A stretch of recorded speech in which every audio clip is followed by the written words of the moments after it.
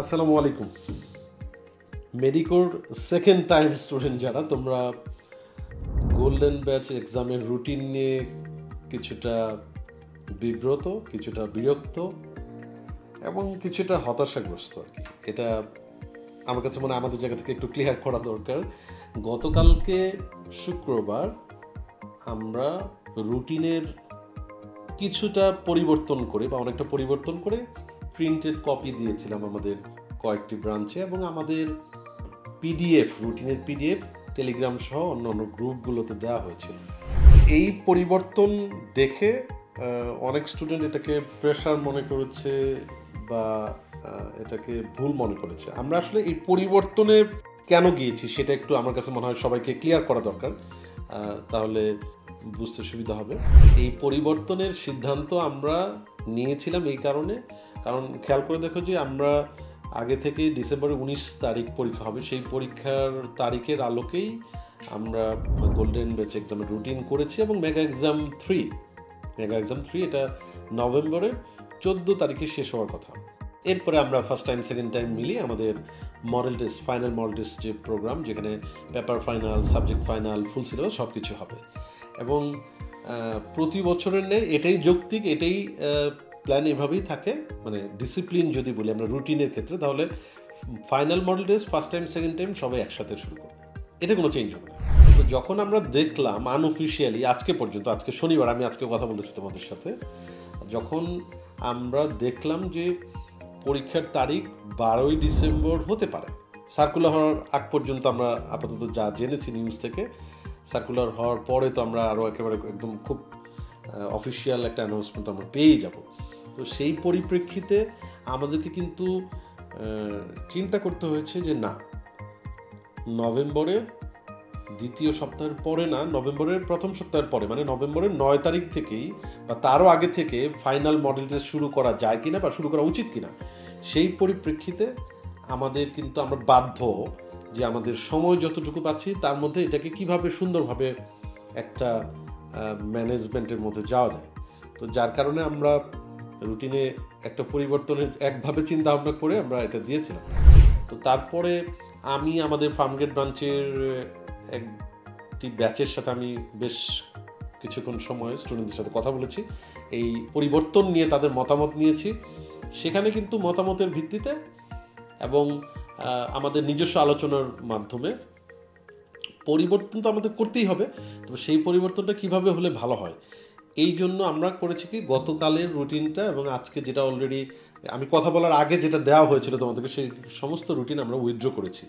কারণ আগামীকাল 19 অক্টোবর তোমাদের মেগা এক্সাম 1 হবে, অতএব আমরা ধরেই নিচ্ছি আগামীকাল পর্যন্ত তোমাদের সব কিছু ঠিক আছে, মেগা এক্সাম 1 পর্যন্ত তোমরা সেটার জন্যই প্রিপারেশন নিচ্ছ। এরপরের প্ল্যানটা কী হওয়া উচিত, কী হবে।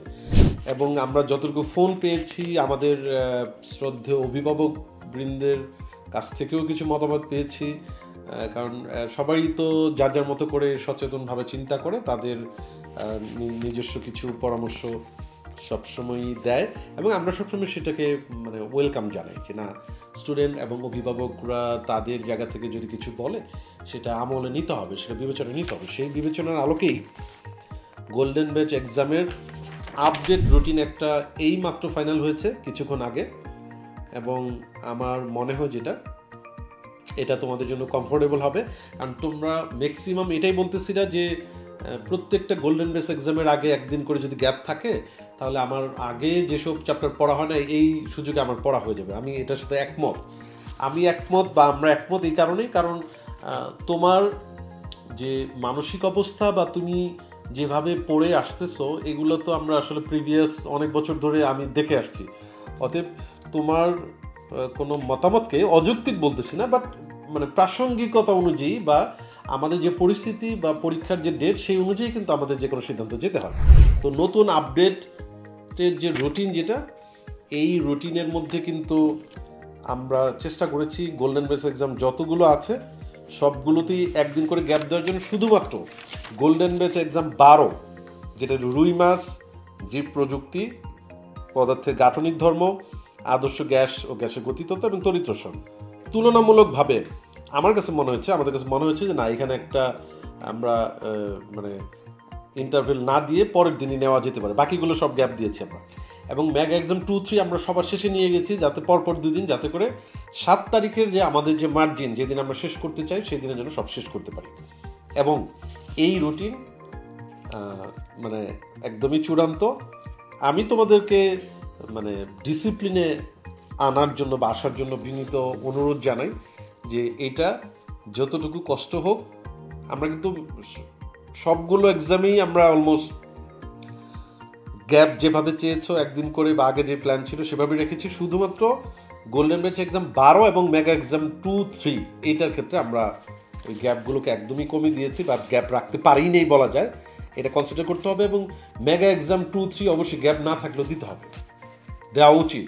কারণ হচ্ছে আমরা কিন্তু এই এক্সাম প্ল্যানগুলো যখন করি তখন আমাদের মাথায় অনেক কিছু থাকে। তুমি শুধু কোশ্চেন ফেস করে চলে যাচ্ছ, পরীক্ষায় কত নাম্বার আসছে তুমি এইভাবে দেখো, কিন্তু আমি আমার জায়গা থেকে অনেক রকমভাবে দেখি। এবং আমরা দৃঢ়ভাবে বিশ্বাস করি একজন সেকেন্ড টাইমের স্টুডেন্ট এই প্ল্যানের মধ্যে এরকম অল্প অল্প প্রেশার নিয়ে, তারপর অতিরিক্ত প্রেশারে অল্প গ্যাপে অথবা গ্যাপ না দিয়েও যখন পরীক্ষা ফেস করে, এটা তাকে মেন্টালি ম্যাচিউর করে। এইটা যে কতটা জরুরি এটা আমি আসলে আমার মনে হয় ভিন্ন আলোচনায় অন্য দিন আর হয়তো বলা যাবে আর কি। অতএব আমি রিকোয়েস্ট করবো তোমরা সবাই মেডিকেল এই প্ল্যানের মধ্যেই থাকো, কোনো কারণে বিচলিত হওয়া উচিত হবে না। এবং এই আপডেটেড রুটিন তোমাদের সবাই পছন্দ করবে বলেই মনে করতেছি। আর আমাদের হাতে যতটুকু সময় আছে এভাবে করা ছাড়া কিন্তু আসলে উপায় নেই। এর মধ্যে আমার কিছু বিষয় তো আমার নজরে আসলো যে তোমরা মানে একাধিক বলতে তো 2 জায়গায় বুঝায় 3-4 জায়গায় যাবে, এত জায়গায় পরীক্ষা দিয়ে তুমি কীভাবে মেনটেন করতেছো আমি বুঝি না এগুলো। মানে তোমরা কীভাবে 3-4 জায়গায় ডিফারেন্ট রুটিন প্ল্যান, এটা কীভাবে সম্ভব? কোনোটাই কি আসলে পারফেক্টলি শেষ হবে? এইসব মানে প্ল্যান বা বুদ্ধি কে দেয় এটা আসলে আমি নিজেই আসলে মনে করি যে এটা কেন তোমরা এটা এইভাবে চিন্তা করো। যে কোনো একটা, এবং আমি বলবো যে মেডিকেল রুটিনটাকে প্রাইমারি হিসেবে তুমি বিবেচনায় নিয়ে এরপরে যদি চাও আর এক্সট্রা আরেক জায়গায় পরীক্ষা দিতে পারো। 3-4 জায়গায় তোমরা পরীক্ষা দিলে এটা কি তুমিই বলো, তুমি বিবেচনায় না তো তোমার কি প্রত্যেক দিনই যে আলাদা আলাদা চ্যাপ্টার এটা পড়ে শেষ করতে পারবা তুমি? তাহলে যেটা অ্যাকচুয়ালি পারফেক্টলি হচ্ছে না, যৌক্তিকভাবে হচ্ছে না, সেই প্ল্যানের মধ্যে তুমি কেন থাকবা? এই জন্য মেডিকেল গোল্ডেন ব্যাচ এক্সাম আমরা একটা মানে ব্রিদিং স্পেস হিসেবে দিয়েছি, মানে তোমার চিন্তা ভাবনার জানালাগুলোর জন্য একটু উন্মুক্ত হয়, তুমি যেন একটু দম নিতে পারো, সেই কারণে তুমি তো এটা বুঝতেছো। অতএব এটাকে ঠিক রেখে এরপরে যদি এর সাথে অন্য একটা জায়গায় পরীক্ষা দিতে চাও, যদি এগুলোর সাথে কোনোভাবে ম্যাচ করে দিতে পারো, এলোমেলোভাবে এত জায়গায় পরীক্ষা দেওয়ার কোনো মানে হয় না। আচ্ছা, এই হচ্ছে একটা অবজারভেশন ছিল, সেটাও তোমাদেরকে একটু পরামর্শ দিলাম বা সতর্ক করলাম আর কি, বাকিটা তোমাদের ইচ্ছা। আর সেকেন্ড টাইমারদের যে প্রস্তুতি এই অবস্থায় রয়েছে, বিশেষ করে যারা মেডিকেল একেবারে শুরু থেকে যারা ছিলে তাদের প্রস্তুতি, প্রশ্ন কঠিন হবে বিভিন্ন জায়গায় ফেসবুক পোস্ট আসে, আর তোমরা চিন্তা করতেছো যে এটা ঠিক আছে কিনা। আমার কাছে মনে হয় যে এটা তোমার জন্য সমস্যা না। আর মেডিকো যেভাবে তোমাদেরকে পরীক্ষা নিয়েছে, প্রত্যেকটা চ্যাপ্টারে এত এমসিকিউ তোমরা পরীক্ষা দিয়েছো, এখানে তো আসলে টেনশন করার কোনো সুযোগই নাই।